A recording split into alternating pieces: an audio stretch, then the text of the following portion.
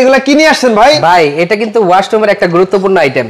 ওই কিছুদিন পর পর দেখেন না পাইপ ফুলে যায়, জ্যাম হয়ে যায়, এদের জন্য কিন্তু এটা বেটার ভাই। এটা কি জানেন, এটা হচ্ছে 5 ইঞ্চি জালি বলা হয় যেটাকে, আর আমরা আমাদের ভাষায় বলি গ্রেডিং।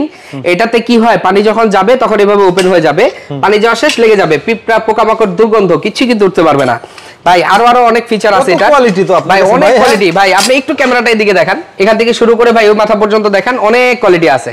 হ্যাঁ, এগুলো কিন্তু সবই বাথরুমের গ্রেডিং হিসাবে ব্যবহৃত হয়, বাথরুম, কিচেন অথবা শাওয়ার ইনক্লোজার, যেখানে ইচ্ছা সেখানে কিন্তু এটা ওয়েটও তো কত ভাই, অনেক হেভি ভাই। একটু কাছে আসেন।